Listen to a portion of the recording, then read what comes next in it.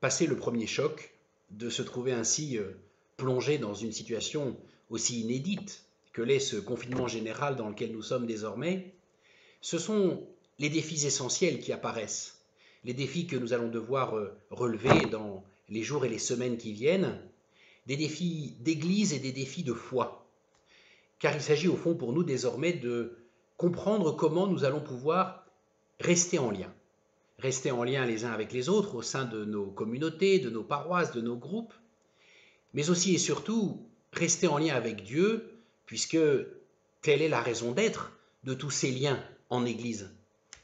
Je suis impressionné de l'inventivité, de la créativité de tant de prêtres, de paroisses, de groupes ces derniers jours sur Internet, Facebook, YouTube, pour tisser des liens, ouvrir des canaux pour permettre de rester en relation les uns avec les autres. Et en même temps, ne perdons pas de vue qu'il n'est pas nécessaire d'être un geek pour rester en lien. Il suffit simplement de disposer d'une Bible, une simple Bible. C'est par sa parole que Dieu vient jusqu'à nous et que lui tisse le lien.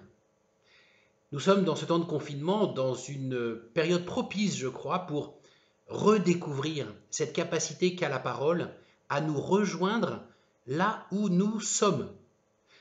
Prenez par exemple l'enseignement de Jésus dans l'évangile de Matthieu nous disant « Quand tu pries, retire-toi dans la pièce la plus retirée, ferme la porte et prie ton Père qui est présent dans le secret. » J'ai souvent compris ce texte comme une invitation à me mettre de côté quand me prenait par hasard l'envie de prier. Et voilà que je découvre aujourd'hui que quand je dois me mettre de côté, Dieu se trouve déjà là qui m'attend. Nous ne pensions même pas encore que nous serions un jour confinés, que Dieu déjà, lui, avait pris ses dispositions pour se confiner avec nous. Il n'y a donc pas de raison de se laisser aller au découragement, au désespoir.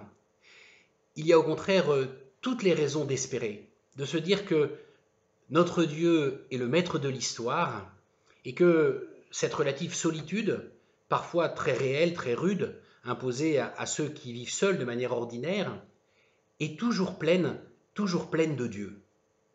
Me revenait en mémoire ces derniers jours une réflexion que me faisait un prêtre aîné de notre diocèse qui me disait il y a quelque temps « La solitude, c'est notre logement. Il faut se soucier de l'habiter et pas seulement de la meubler. » Chers amis, c'est ce que je vous souhaite dans ces temps dans lesquels nous sommes. Habiter ce temps de confinement, l'habiter de la présence de Dieu.